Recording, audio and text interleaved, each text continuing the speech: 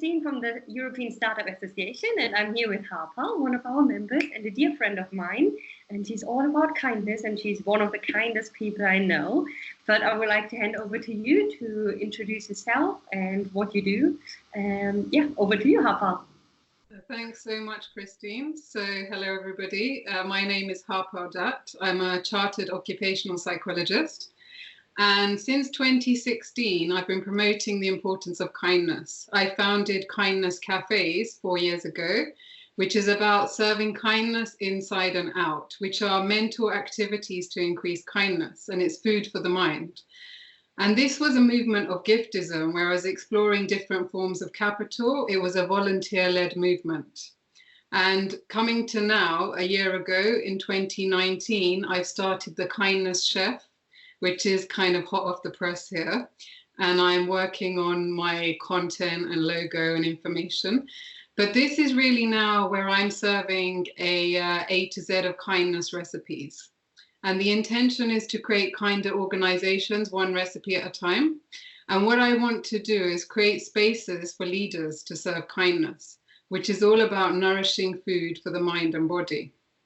And so that's where I'm at now, Christine. Thank you, Harpal, for sharing that, what you're doing and why you're doing things. And I completely agree. Kindness is one of the most important things in life, really, not just at work, but especially in a time where we have this technology surrounding us, where people are more and more online and maybe spending less and less time with in the real world with real people. But not only in the real world, you should be kind to others and yourself, also online.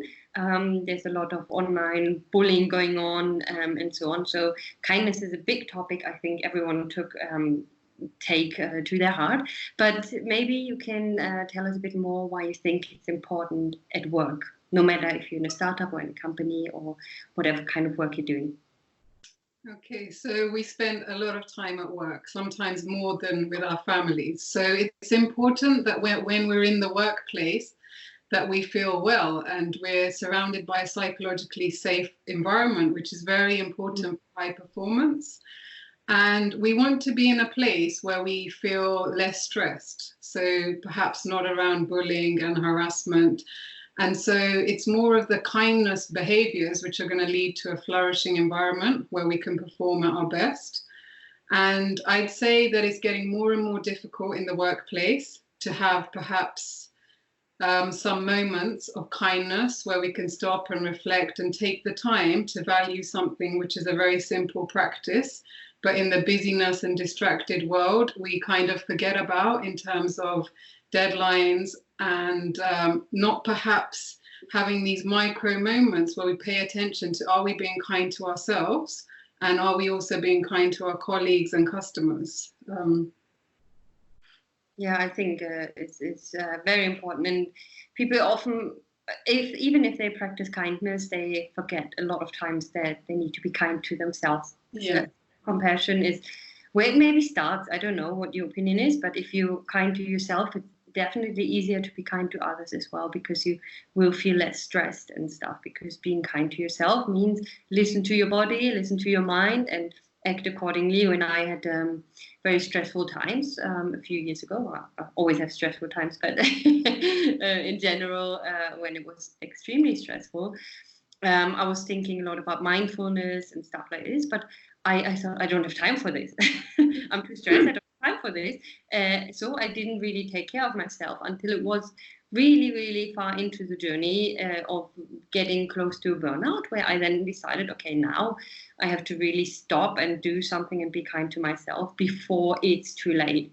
And I think a lot of people don't realize this, that, okay, once you've been through a super stressful phase, it's difficult maybe to go back to being more relaxed and think about the world in a bit of a different framework.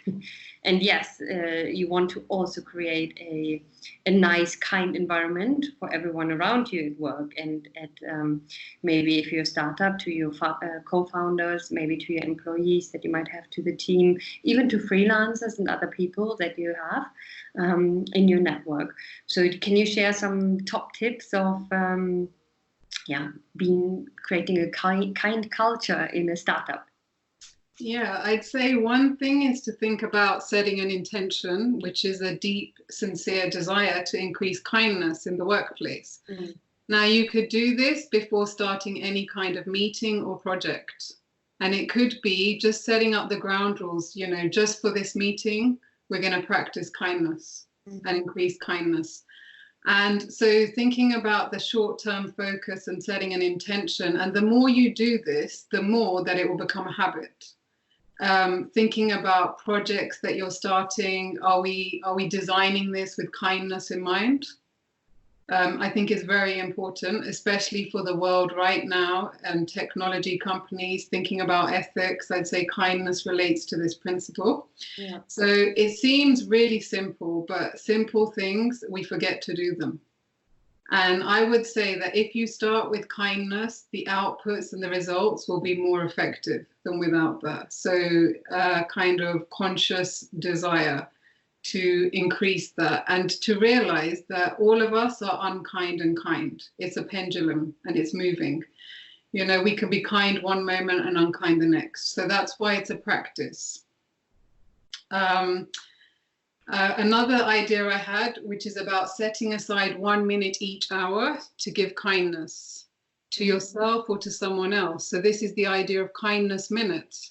So kindness is a kind of positive emotion, which is fleeting. They're happening all the time, but we don't notice them as much as unkind. So negative things are stronger than positive emotions. They last longer, so we pay attention. So this idea of a minute of kindness, kindness minutes, consciously thinking, you know, in this hour, do I need to practice some kindness to myself, a stranger, or somebody I know, or do I just need to witness a kindness moment? Now, this is related to research. So it's very important as well for me to promote science to people. And the science is saying it doesn't actually matter whether you practice self-kindness, you witness it, you do it to somebody you know or a stranger. So this 1 minute idea, maybe setting up a reminder on your phone or putting it in the calendar, I'm going to practice 1 minute. And these minutes add up. And so in those more difficult times, it's like going to the gym. You don't go to the gym when you've broken your leg, you know, I hope not. So it's all the little habits that you can do that are so small and easy to do. Perhaps you do it on the hour, every hour, work out a system that works for you. And there's so many ideas, but my third one is around boundaries. So to identify what you want to say yes and no to. Mm-hmm. So it's kinder if we, when we say yes, we really mean yes, and to give our full attention. So to do something because we really want to do it and we can add value. Yeah. And also, so perhaps to reflect on the things that perhaps the no's, they don't fit into what your focus is right now, but you could think of another solution. Maybe somebody else could help them. Mm-hmm. And boundaries are one of the really big. It's a difficult thing to practice. It's a continued practice. I think until the end of our life, working on boundaries, which are the key to effective relationships and links to energy. So kindness and compassion is really giving our full attention and being present, which is very valuable in this distracted economy and time that we're living in. Yeah. And I think I had one more, so this one is one of my favorites now, which I've already mentioned is about design. And it's about, can you design your products and processes with kindness in mind?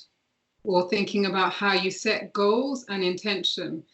And I have 2 acronyms to share here, because it's very important when you begin something to think about why you're starting something. Now, if we look at Facebook and Amazon right now and some big technology companies and Google, they're making a lot of money. But I don't think that they started their idea with ethics in mind and thinking about the environment. So the first one, the acronym is PURE. And I know you like acronyms, Christine. Yeah. So PURE is when you're starting something, is to make sure it's positively stated, it's understood, relevant, and ethical. So the positively stated is setting it into this positive psychology framework, which is about broad and build and a growth mindset. So it relates to your motivation to get something done. And understood is it being clear. So being quite distracted now, we need clear. We need to be able to understand this, and so do our customers and colleagues. And is it relevant? You know, are we doing something useful, or is this really going to make a difference? And ethical. It's not just about making money. No. So I think if you're starting your startup or you're looking at your vision and your values, it is crucial now to think about ethics.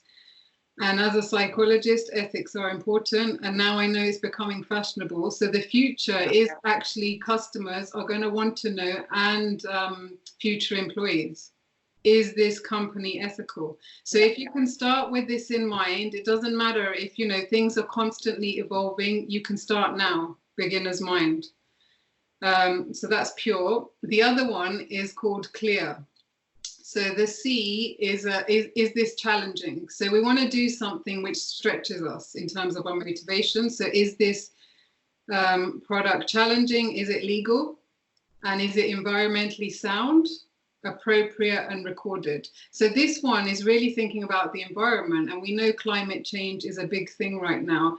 But if we don't think about designing our products, setting intentions and goals with the environment in mind, later it can lead to disasters. So kindness is about thinking about your goals, intentions, products, processes, thinking about ethics, I'd say, and the environment. Yeah, I think amazing, because people don't, for some people, kindness is this fuzzy word that you just hug people around the world, hold up the hug sign and stuff, which is lovely, which, you know, I like doing anyway. But thinking it from a business perspective, it really, really just makes sense. And it's nice because it will boost your productivity, your employees, your team's enthusiasm to do things in your company. And the acronyms are amazing. I'm going to write them down afterwards as well. So thank you for sharing that, because it's nice that people can see, okay, it does make sense from a business point of view even to do that, not just, oh, I want to be kind and I do something for the environment, which is always important, but okay, even for the people out there who think like, yeah, but business is my number one and this, and it doesn't mean that it's all about the money, but your business needs to be a business and be profitable, or at least break even at some point. And all this positivity and kindness will help you with that and give you probably also more structured mind and a better brand image, like you said, because the future clients and employees want to know. And you can make money, but you need to be well as well. So, you know, once your health has been damaged, you cannot get that back. Yeah. So health is one of your most valuable resources. Yes, we want to make money, but just thinking about making money as your only goal, I think needs revisiting. Yeah. Can I just share something, Christine, because you made a really great point there. So I'm working on my book. Yeah. Where so I see kindness. I mean, I've never really liked this idea about random acts of kindness. I don't like that word. So my definition for kindness with the book, it's when you intentionally see and acknowledge the presence of another person and are moved to make a positive difference to their day. So this is what I'm working on as a definition. And I think, you know, kindness, yes, hugging, high fives, smiling, this is crucial. Yeah, hugging is this is actually, you know, very important. Yeah. I've been teaching this in kindness cafes. Yeah. But I'd say it's intentional, regular habits, 1 minute practices, starting things with ethics in mind as we go on. Some of the themes that I'm seeing is, as a society, this is really important. And thinking about things that used to be common practice, we need to revisit them. Yeah.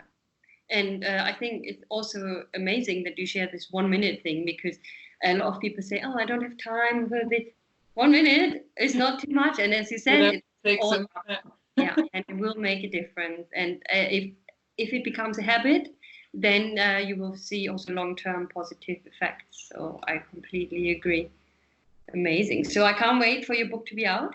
Yeah. Harpal has also been part of our European Startup Festival the last 2 years, and serving kindness there, and helped us to make this whole experience of the event even kinder than it actually is already anyway. But so thank you for that, and we are really, really looking forward to having you at the next events as well. Anything else you wanted to share, to say, or something before we finish the interview? I would say, so the EU Startup Association Festival, so kindness is one of your values. Yeah. And I'm noticing that more and more workplaces are having this as a value. So I thank you for doing this before it became cool and popular, and actually, really living the values, which is why I really enjoy the events that you do.